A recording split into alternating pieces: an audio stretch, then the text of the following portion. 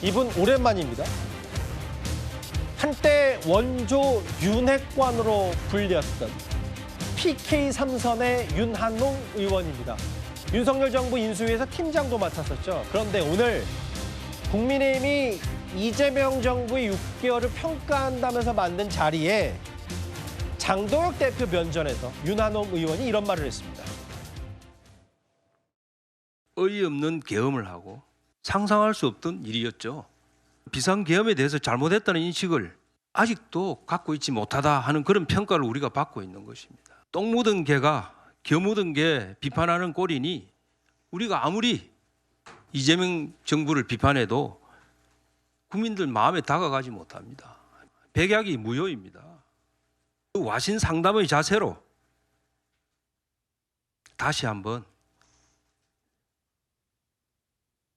윤석열 전 대통령과의 인연, 골수지지층의 손가락질 다 벗어 던지고 계엄의 굴레를 벗어나자 하는 말씀을 드리고 싶습니다. 몇 달간 배신자 소리 들어도 됩니다. 지방선거 이겨서 대한민국 살려야 할 거 아닙니까?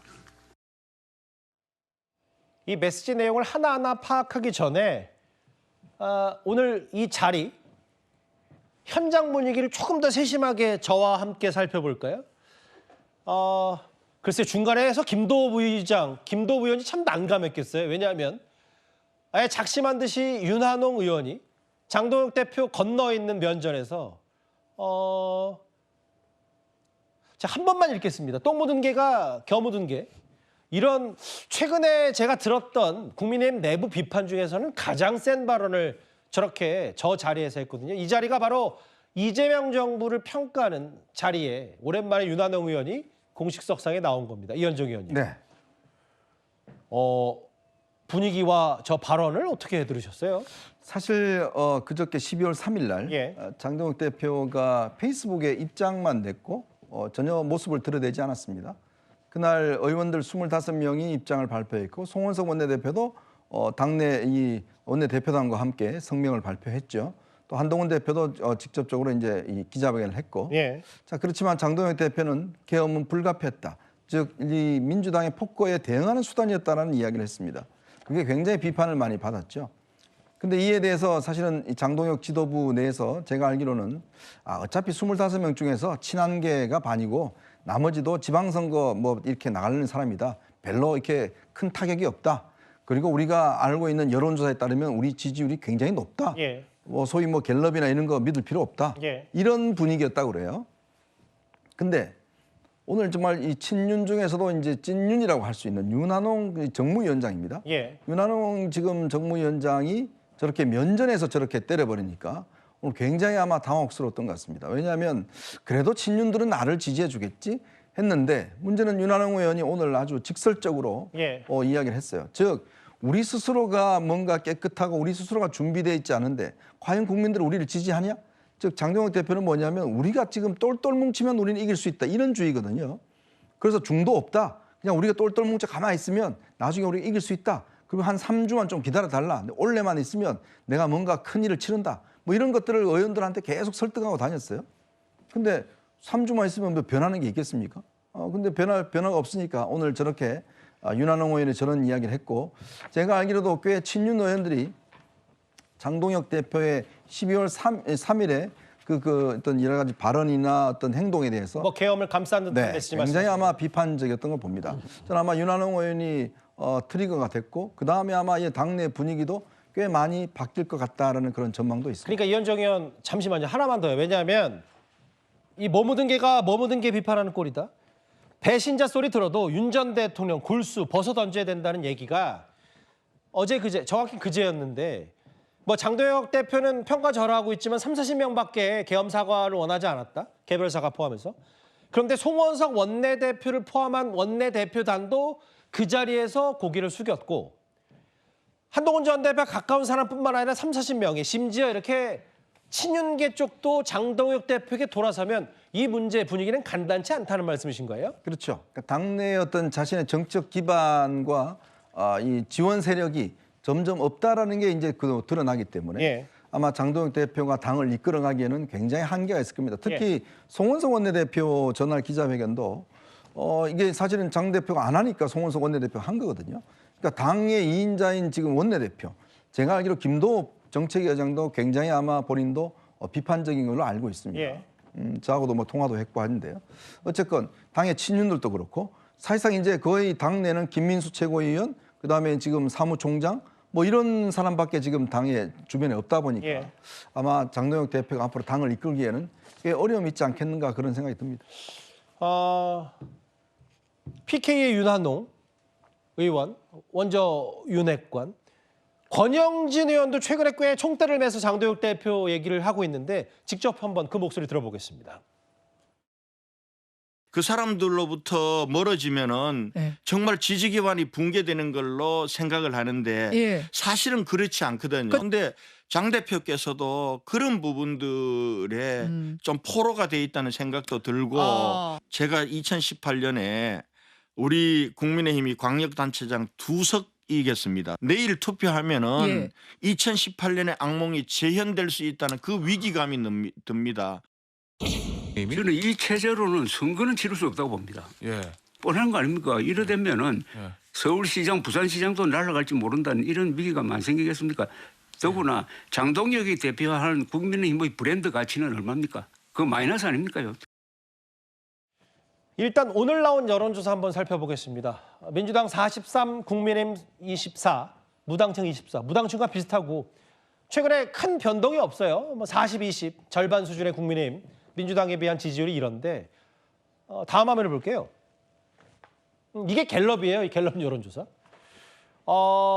한 지도부 인사가 여론에 귀를 기울여야 된다고 얘기한 모양이에요. 근데 구장부장 네.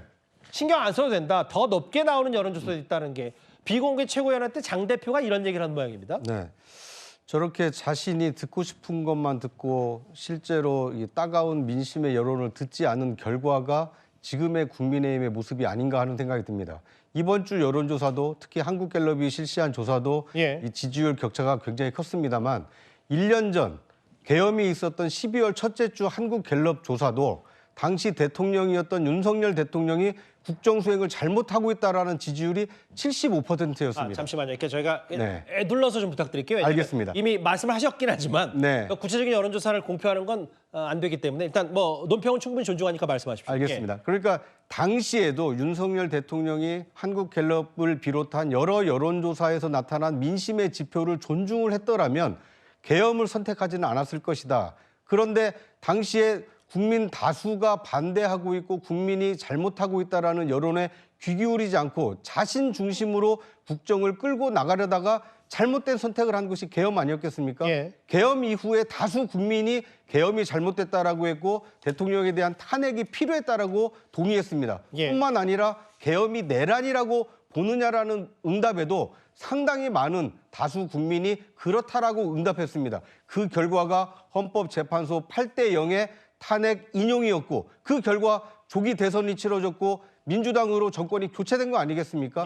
계엄과 탄핵 그리고 대선 결과 이 모든 국민의 뜻을 존중한다라면 지금 장동혁 대표뿐만 아니라 국민의힘 구성원들은 계엄에 대해서 철저하게 반성하고 탄핵에 대해서도 동의하고 그리고 대선 결과에 승복하고 다시 태어나겠다라는 다짐을 해야 되는데 지금 우리한테 불리한 여론조사는 신경 쓰지 않아도 된다. 우리에게 유리한 조사도 있다. 이렇게 정신승리만 계속한다라면 앞으로 다가오는 6.3 지방선거 결과도 지난 6.3 대선 결과와 크게 다르지 않을 수 있다. 뭐 이런 위기의식이 국민의힘 그리고 이 중도 지지층 사이에 상당히 광범위하지 않을까 하는 생각이 듭니다.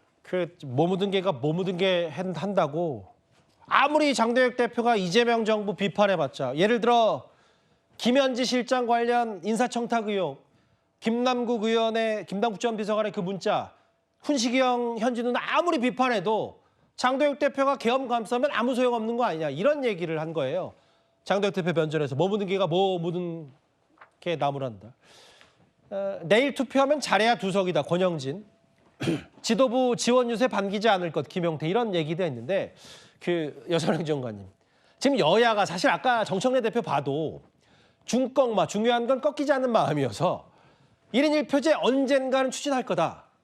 신념과 같은 당원 주권제는 신념을 얘기하고 있고 장동혁 대표도 어찌 보면 이게 결국은 중도층이라는 없고 이 지지층을 똘똘 뭉쳐서 제대로 쌓는 게 중요하다는 일종의 보수 결치 신념이 있는 것 같은데 이 두 신념을 어떻게 보세요?